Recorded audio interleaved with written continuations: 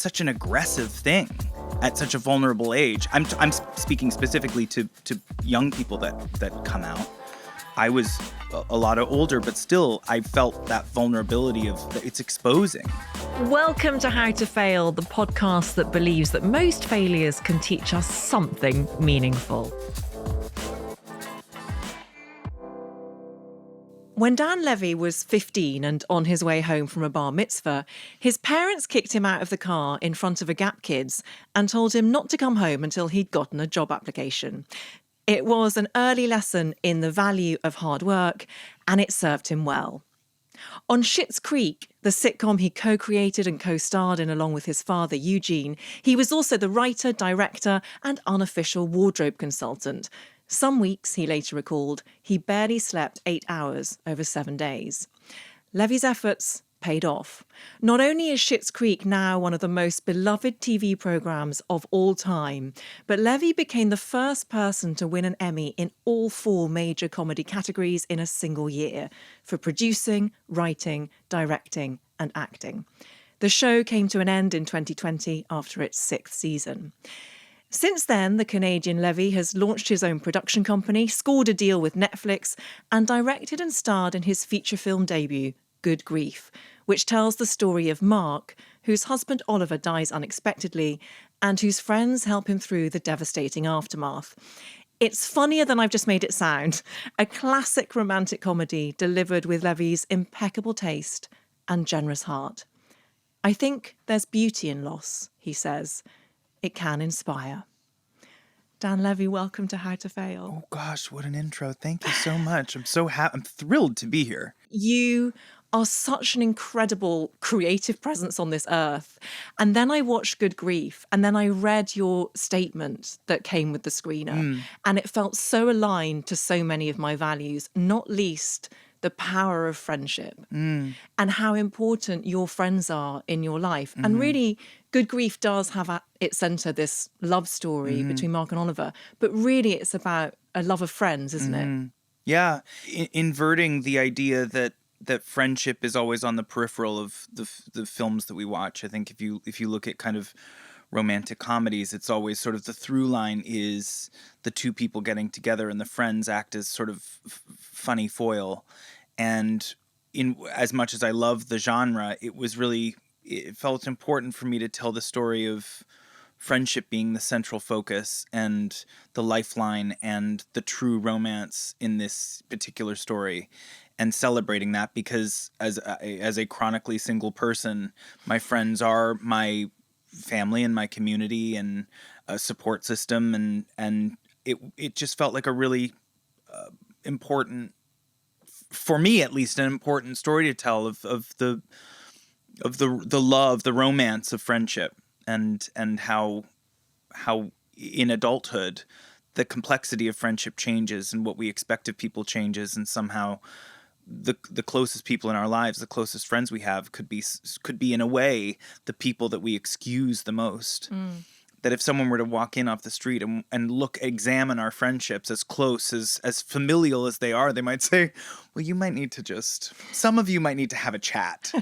And that's what the movie does, essentially, is use death as a catalyst for these friends to re-examine themselves, but also who they are in relation to one another, and the hope that makes their friendship stronger. And also, actually, without giving anything away, for Mark to re-examine what love is, what romantic love absolutely. is, what he thought it was. And one of the things that I know so many millions of people around the globe value you so highly for is the way that you convey and portray queer love in all of its nuance and joy. You do that so well on screen. And yet you describe yourself as chronically single. So how do the two things mesh? Because you clearly understand what romantic love is. Why are you chronically single? It requires a kind of active quest. I find myself really wrapped up in what I'm doing. I mean, for Schitt's Creek, for example, if I had a partner going into that experience, I certainly would not have had that partner coming out of that experience, because it is so full on, requires so much time, And I care so much about what I'm doing that when I'm in those situations, it's hard to prioritize someone or something outside of it. And so I just don't think I've given myself that time to look and to be available. I mean, you go on dates and things and that's fine. And then you get separated by work or separated by, living in different cities, and they come and they go. But the act of looking for love is not something I've ever really done. And I'm in the very early stages of it right now.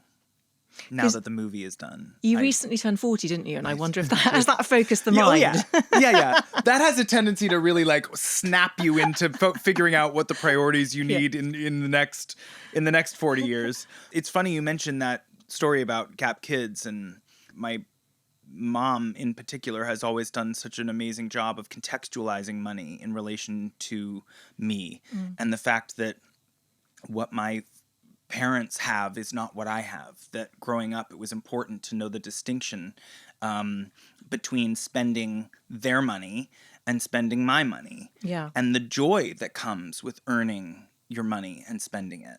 And I think in a way it's kind of spiraled out of control because now I just am a workaholic, and my mom is now saying like, you have to stop. I think now if we look back on the Gap Kids stories, she might say it set me into a really intense direction. But it is, a quest for independence has always been really important for me from a young age, especially I think growing up with a parent who's so recognizable. I think it's almost inherent in my identity, this idea to be perceived as something uniquely my own and not in relation to. How aware are you when you're writing something like Schitt's Creek or Good Grief of the quiet revolutionary that you are behind your words? Because showing relationships like that between David and Patrick and Schitt's Creek, between Mark and Oliver and Good Grief, and showing them so that they're not trapped by what a straight society might perceive of as their own inherent tragedy, but showing them with nuance and warmth. It's just so refreshing, and it is life-changing for so many people who watch it. Are you or were you aware of doing that? When you spend a lot of your life looking at versions of yourself that are constantly in pain, there is a desire to create a better outcome. And that was really important for me, especially in Schitt's Creek when we started tackling the conversation of sexual identity and how it was discussed, and making this active choice that it was never going to be in question, that the town was going to be unbelievably supportive, and that the family would be the foursome that had the most to reckon with in terms of their own beliefs and their own sense of self. And it was in that little shift, making sure that this town that we landed in was a safe haven for them, even though they didn't see it at first. Or maybe, I mean, in Moira's case, I don't know if she would ever fully recognize that it was a safe haven for her, but the kindness and the warmth of that town, and that little domino effect of saying, okay, we're not going to make the small town the butt of the joke as it always tends to be, but rather this progressive place where it is nothing but acceptance. That created this domino effect of, well, what if nothing was questioned? And we just wrote to that.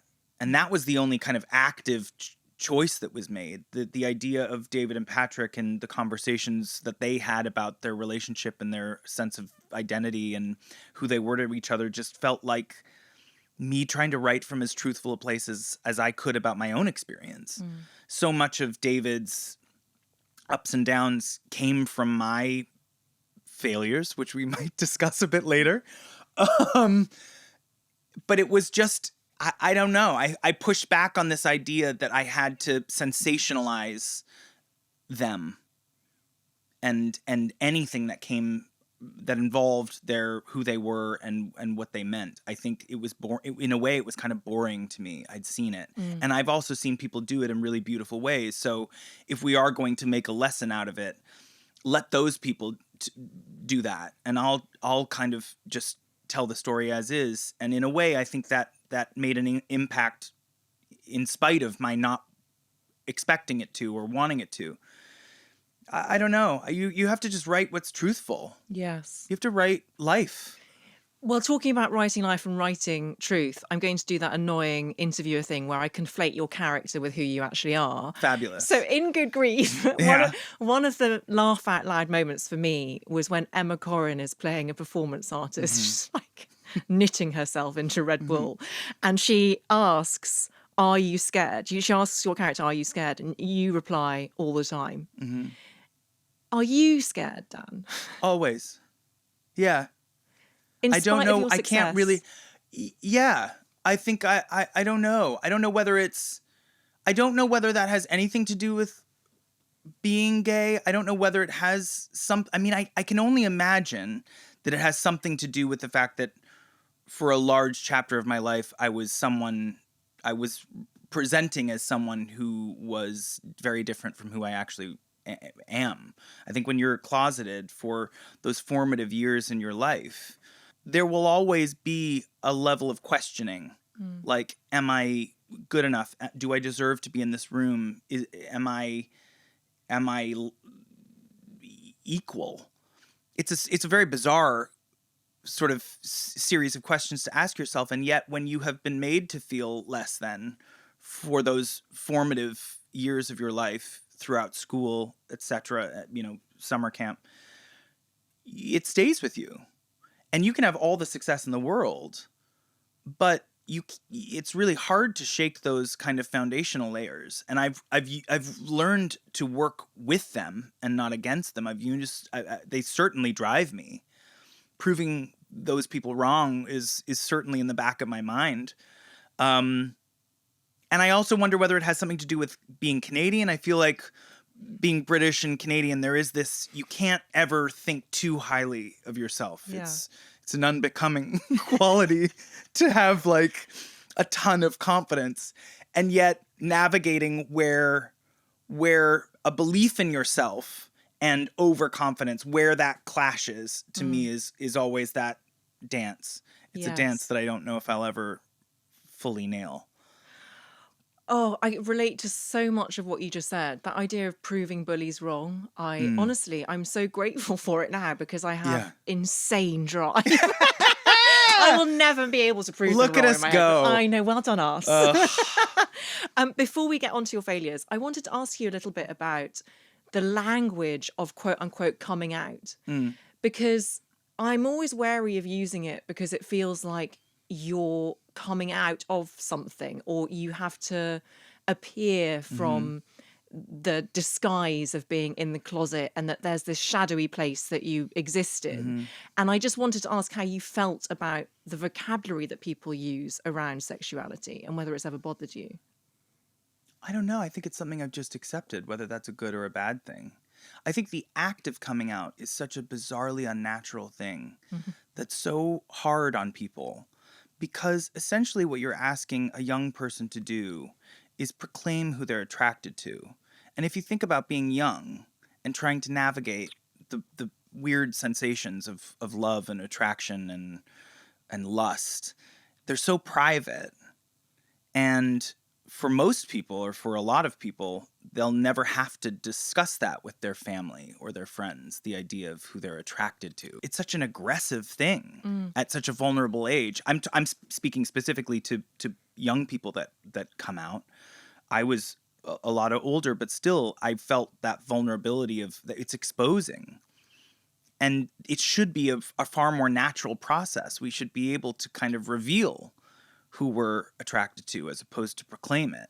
And I hope that there can be a time in culture where we don't have to do that, where the assumption is it doesn't matter and it'll reveal itself over time. It's not going to require a proclamation. And it was your mother, wasn't it, who eventually said, Who asked? who asked you? Mm-hmm. Was that a relief that she'd asked you? Yeah, it was. And it was also something that it came at the right time, and it came from a respectful place. It didn't come from this kind of, it didn't feel inappropriate. Um, it was helpful, and I was ready. Mm. But I genuinely didn't know if I was ever going to say it myself. And I wrote that actually into the Patrick's coming out story. His idea that like he just got scared of the what if because in the back of your mind, you've seen so many things. I mean, we're talking about film and television. How many times have we seen coming out stories where the parents kind of disown the kids? It happens. It's life. It happens all the time, every day. I actually found a great catharsis in writing that episode of television and giving and flipping the idea of a coming out story on its head. I remember once we realized what that was, even writing a coming out story is so hard because it's been done really well. It's been done, in my opinion, not so great in some situations. But making the fear of the parents and their reaction, having their reaction be, we only wish we could have created a world where he could have told us sooner. That thing felt like a really interesting world that hadn't been explored. Yeah. And it did a lot for me, I think, as a writer. You know, if you can write and that's your form of expression, it does, in the same way that Good Grief was this amazing catharsis and expression of how I feel. I tend to be, I'm either incredibly emotive or I'm not emotive at all. But writing has allowed me to feel things in a way that's not physically expressive, if that makes sense. Beautiful.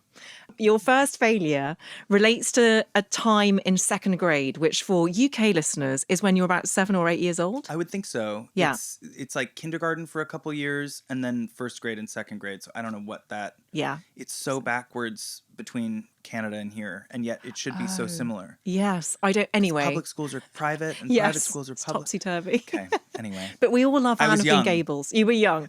Okay. Yeah, and a shared love of Anne of Green Gables. So what happened? Oh, Birthday cake. birthday cake. I bring this up as a failure because sometimes, you know, there are these snags in our memory where we stick on these moments and they should have just come and gone. Yeah. And yet they are as vivid as the day it happened. And the earliest huge failure for me it was my birthday, except my birthday's in August. So you're very young and you want to celebrate with everybody because everybody who has a birthday during the school year gets to have cake and thing.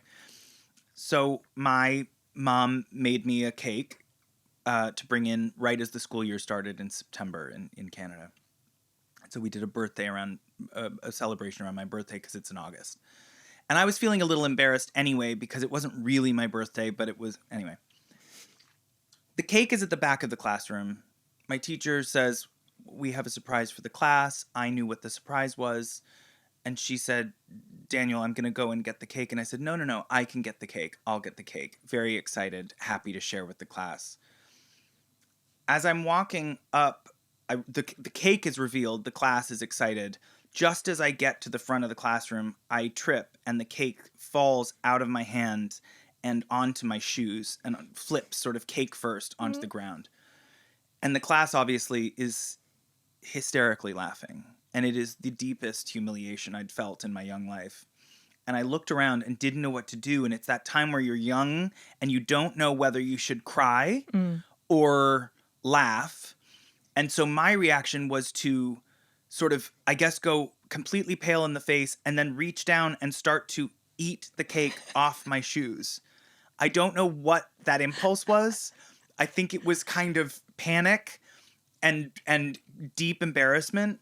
And it was a moment that I've remembered because in a way I've kind of intellectualized it as like the first exertion of hubris or something. Like I was like, no, I got the cake. You don't need to get the cake for me. I have it.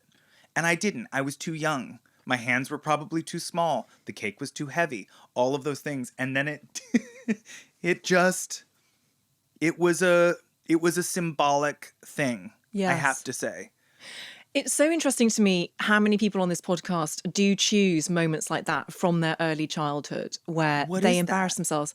When you're a child and you're trying to work out who you are in this confusing world and you don't know whether someone is making fun of you or is on your side, it can feel quite terrifying. Yeah. And I, a bit like you, I didn't have the happiest school experience for various reasons. And I wonder what you were like after that as a child at school. What was your school experience? To me, I look back at, I've never liked school. Me Not neither. a single day. And I think part of it had to do with the fact that I wasn't the truest expression of myself. And I think when you're playing a part, it gets exhausting and it gets kind of boring and you don't like yourself because you're hiding yourself. In my particular case, I just wanted to get through it because I think in my mind, I thought once school is done, people will have the maturity to accept me.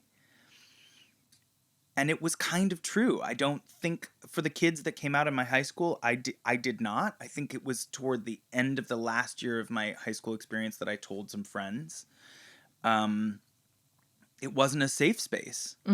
Um, so yeah, I don't know. It's I mean, tough. it's tough. And I think also when you're the butt of the joke or you are bullied, it makes sense to me that you now write the jokes.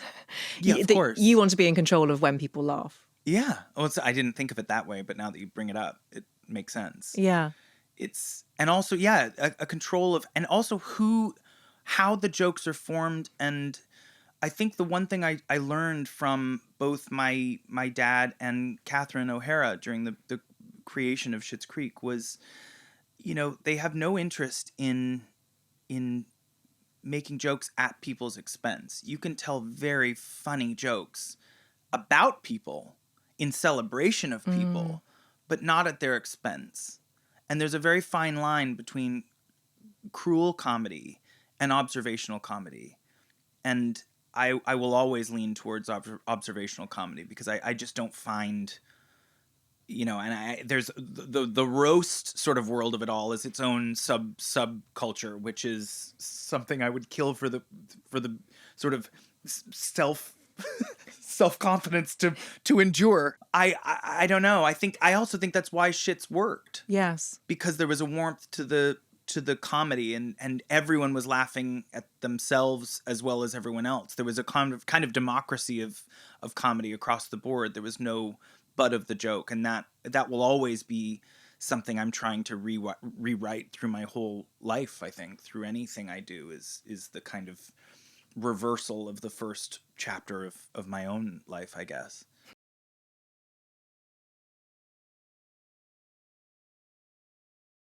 Your second failure is dating in your 20s. That's a big general decade-long failure. Yeah.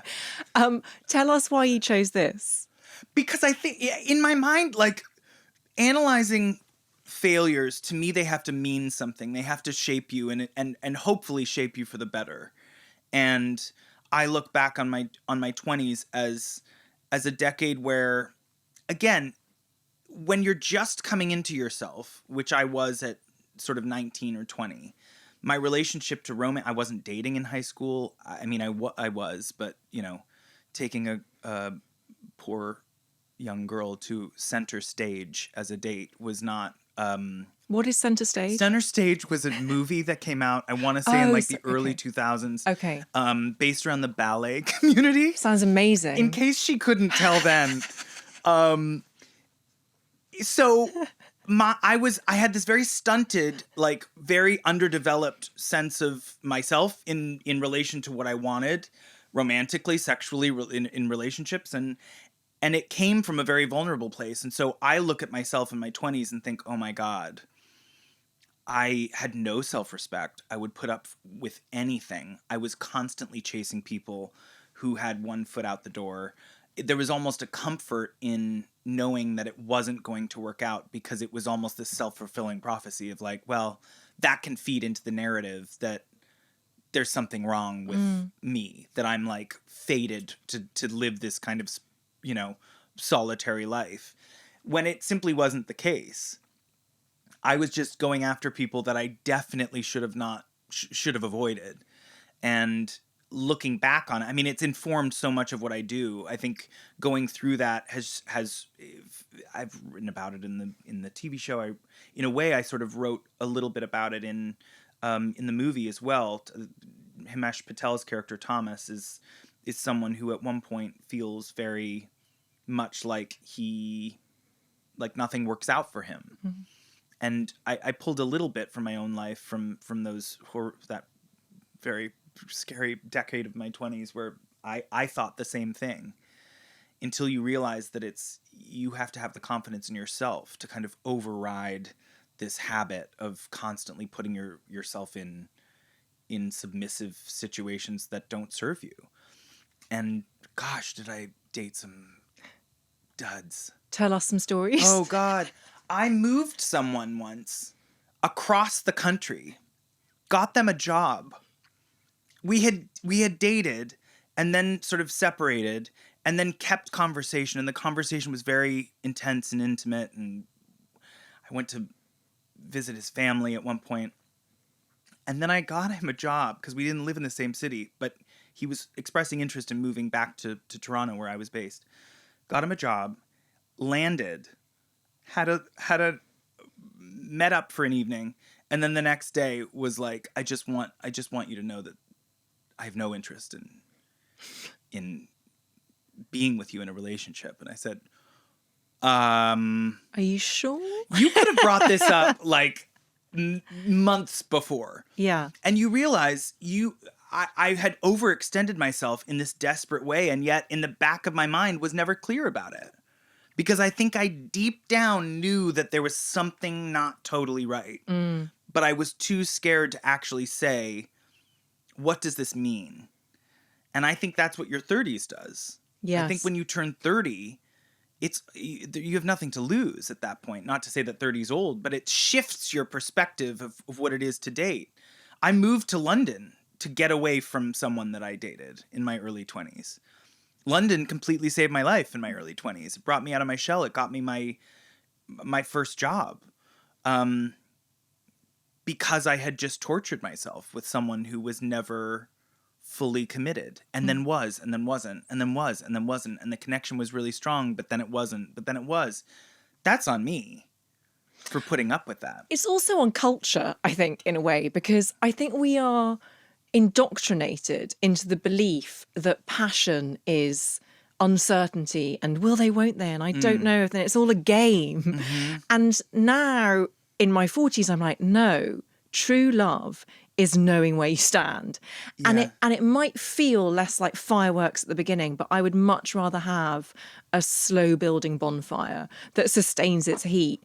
And so I think you do yourself a disservice when you say it was all you, because I think it's partly that, and it's also, I imagine, that you didn't see on screen the sort of couples that you represent in your work. Never. When you were growing up. So there was no guidebook for it at the same time. Well, that's generous, and I feel lovely. Good. Thanks to that reinterpretation. Yeah, I mean, I guess that's true. I also felt like at the time I was placing a lot of blame, which is why I think my reaction was so opposite to that. It's more like realizing that I didn't have the kind of confidence that I do now in myself and what I deserve and what I need in order to say, yeah, I'm not. Yes. Make your mind up. Yes. And let's discuss it. I'm fascinated by the fact that your first job in front of a camera was an MTV host. Is that right? But you strike me as someone who is probably a natural introvert. Mm-hmm. How did those two things mesh? It was because of London, England. Okay. I got away. I was in this sort of on and off again relationship that the longer I participated, the less I liked myself. And I'm a naturally very socially anxious person, and at the time I was on the brink of it really crippling me in a irreversible way. I felt, and I had trouble answering the phone.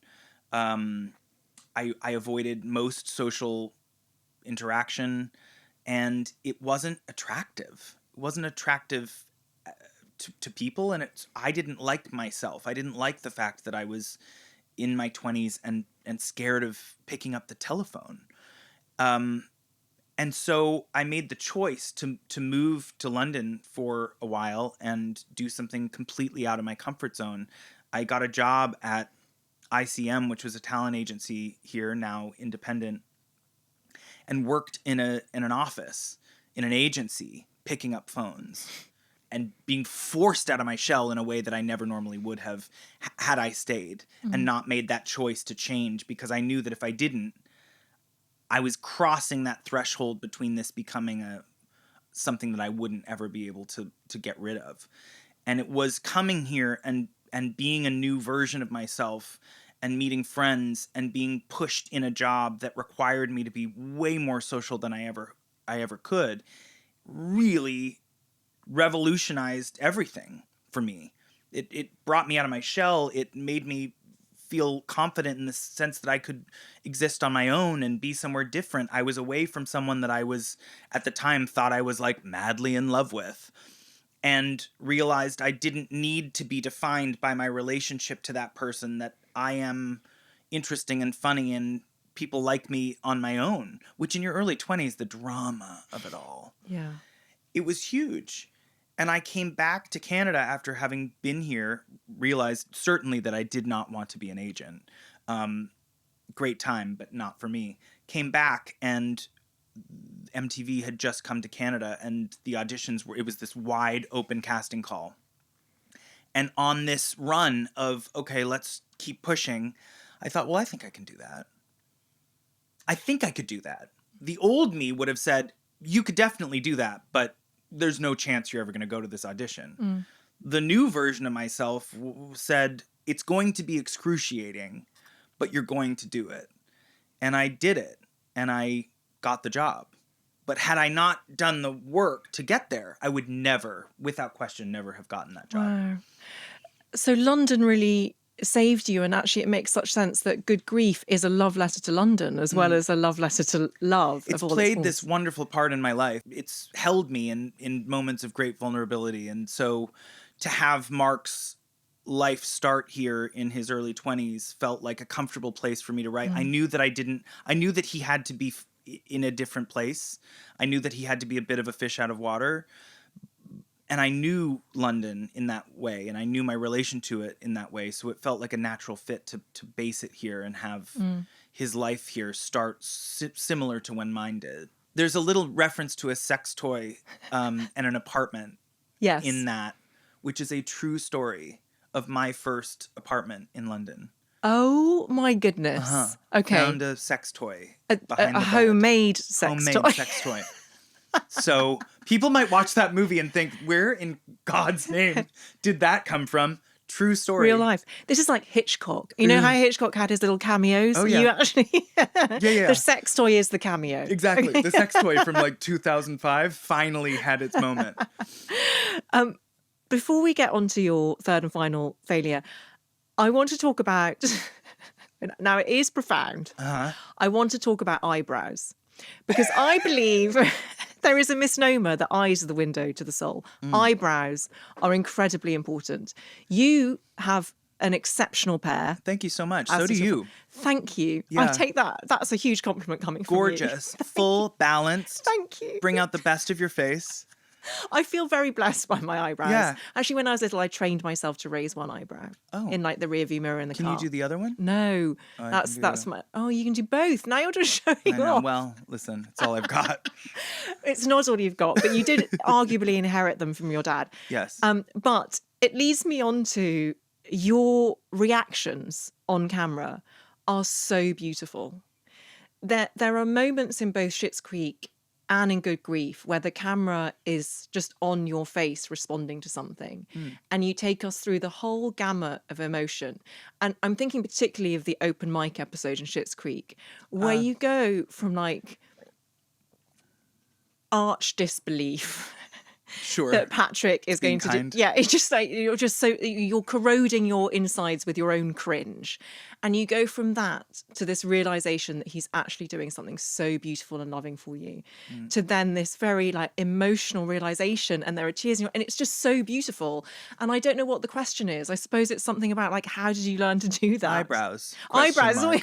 Eyebrows. Ellipses. Question mark. I don't know. I mean, I feel very lucky to have inherited these eyebrows. My dad sometimes says that his eyebrows have their own agents. Are they insured? Have you insured them? They should be. Yeah, they should be. They should be. The Levy eyebrow. Having made this movie as well, when you have actors that are as good in that particular case as Noah Reid, who played Patrick, what he did with that song, he orchestrated that song completely him on his own, and that scene was what it was because of what he brought to the table. And it was so easy, to the point where Catherine couldn't stop from crying. And it was so out of character for Moira to cry that we almost had to cut out some of her reaction to keep her more alive in that moment. And then Good Grief was the same thing. It was a very different. It's interesting that you say that about Eyebrows, because David was so reactionary, and the character of Mark is the polar opposite. He's so still. Yes. Reactive, sure, but completely different in his demeanor. And so I had because I directed it and was in it, I had a very close friend of mine who has been my sort of acting coach for a while sit behind the camera through the entire filming just to make sure that everything was feeling right. And one of the biggest things that he would come on set and like notes that he would give me was just like, you could downplay the eyebrows. Are you serious? Yeah. And you realize that it's habit. Yes. It was David was like, it was a dream, because I could just, Yes. He had no filter over any of his thoughts. And that was freeing, to play a character that just reacted with no care for how people would think or feel. It was great. But then when you have to actually do subtle, dramatic moments on film, you realize that training might have taken me too far in one direction, and it took a very sort of, it was physically had to be restrained to get into this other character, because I was so used to using these things, these tools of genius. I'm so glad I asked you about them now. Yeah. Which brings us neatly onto your third failure, which is about Schitt's Creek. Yeah. Every network in America passed on it. Yeah. What was that experience like? Because presumably you have something that you believe in. Yeah. We really enjoyed it. We made a little presentation pilot. We shot it. It was 14 minutes. We took it out to these networks. We showed it around. It had the sort of early stages of what the show would be. We had a script, and network after network, streaming service, cable network. It was just, we came close at one place, and then they said no because of the name. And so we went up to Canada and built it ourselves. And it's really, I mean, you know, it's changed everything about the possibility of creating something. And sometimes we feel like, in my case, at the time I felt like America was this place where if you can't get it made there, then there's no point. And it wasn't until we took it home and went home, had to go home. Yeah. And make it quite literally from scratch, self-finance it, figure out how to get it made, finally got an American network, very, very tiny, teeny tiny American network that was high up on the cable rankings. No one was, I mean, it was, before it was the network, it was the TV Guide network. It was just a scrolling list of what was on television. So we had no expectation for it. And there was a freedom. There was so much freedom we had no interference. We had no real notes. The Canadian Broadcasting Corporation that loved the show from when we brought it into them really just supported it from day one. And it became what it was because of that, because of the freedom of being allowed to play around, and because the network in the States needed it, because it was doing relatively well for the network. And because it was working in Canada, we were able to continue to tell the story. And I think the success of Schitt's Creek is in the storytelling. It's in the day one to the last day. That's the experience, because it's such a slow burn that if it were only the first season, I don't think it would have represented the scope of what we really wanted to say. But you had to earn that. And the only way we could do it is to find it, to figure it out independently, which has changed my entire relationship to making everything, because it circumvented this entire business in a way. People telling you what's good and what's not, or what's going to work and what's not, what's hot and what's not, what does an audience want and what don't they want. And then you come out of the blue with this show that nobody wanted, and it proves everybody wrong. And that fundamentally should say to people, nobody knows what anyone wants until something singular comes along. And I think you look at all of these anomalies, these amazing movies that have crept out of nowhere and succeeded far beyond people's expectations. It's because no one knows what they want until they see something cool. Yes. There's no formula for what we want. We just want something of quality that means something, that comes from a place of hard work and truth. I don't know. It's everyone in Hollywood saying no to me has changed my whole life. That's so fascinating. I want to know what the feedback was from the people who said no, other than the one that said the name. I don't even remember it being particularly critical. It was just like a pass. Wasn't for us. Wasn't for us. Wasn't this. Didn't hit our demographic. Our audience doesn't want this. I believe Netflix passed on it. And then it ended up back on Netflix. Yeah. And I understand why they passed on it, because it was out of the blue. I get it. And it took, and I remember year after year being like, I just feel like if this could get on Netflix, this could really take off. And season 1, no. Season 2, no. And then season 3, we finally got word that they had bought it. And that was it, really.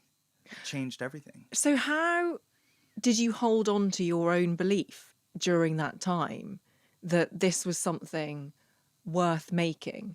Did it come from inside of you? Was it an instinct that you had in the pit of your stomach? Or did it come from external support, like from your dad? Or yeah, where did I it think come we from? just weren't ready to let it go.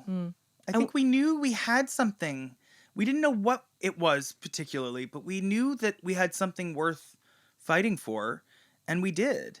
And I think if Canada hadn't worked out, it would have died, but it didn't. Did it make you closer to your father? Yeah, absolutely. I mean, I think, and my sister. Yeah.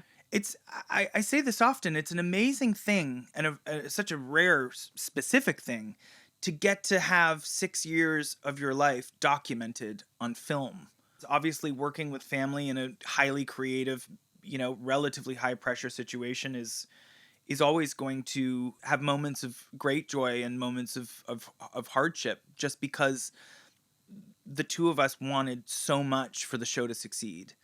And any kind of conflict that ever happened was out of a desire to make sure that we were doing the best thing we possibly could, which is why in the end, the best idea won.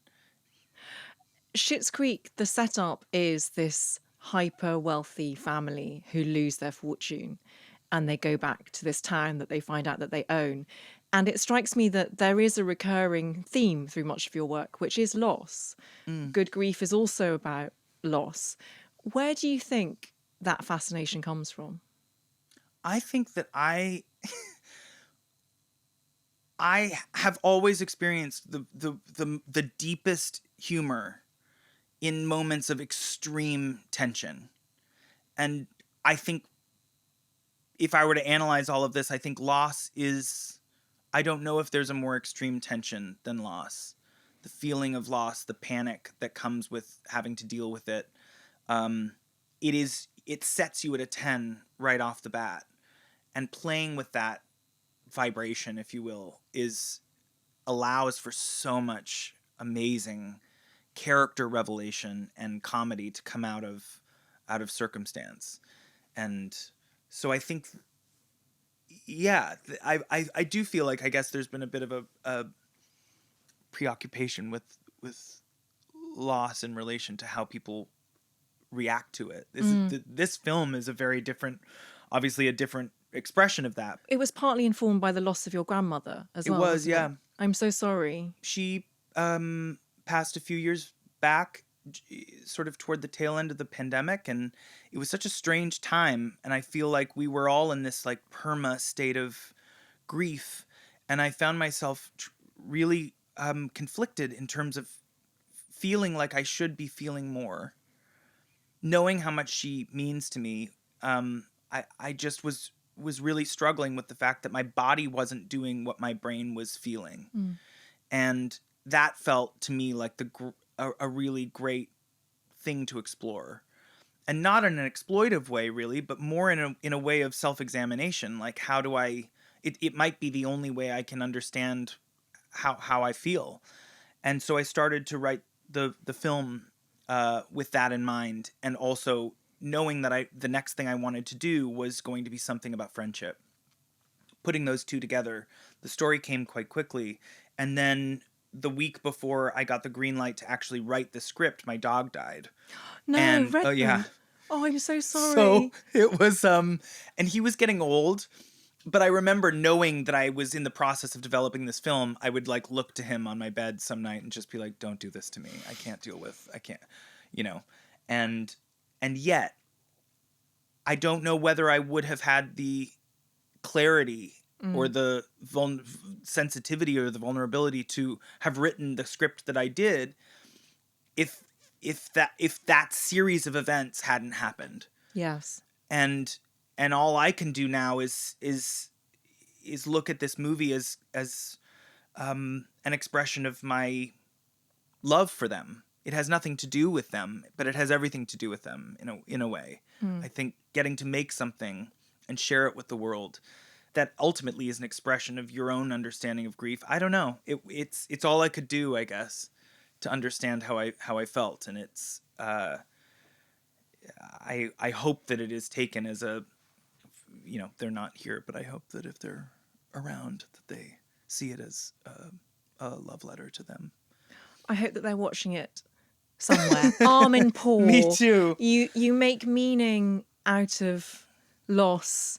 You make art out of all of the human stuff that we sometimes struggle to confront. We are so grateful for you. Oh, goodness. And Thank I'm you. so grateful to you for coming on How to Fail and gracing this podcast studio with your presence and your eyebrows. I Thank can't you. tell you how excited. I know I've said it a bunch of times, but I love this podcast. Shut up. And I've been downplaying it because otherwise No, you I'd get haven't. really nervous. Oh but my gosh, thank you yeah, so much. it is such a, and you are just, anyway, we could go back and forth all day, but I love you. your ability to talk to people is really, really special.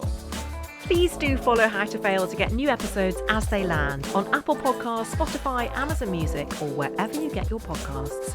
Please tell all your friends. This is an Elizabeth Day and Sony Music Entertainment original podcast. Thank you so much for listening.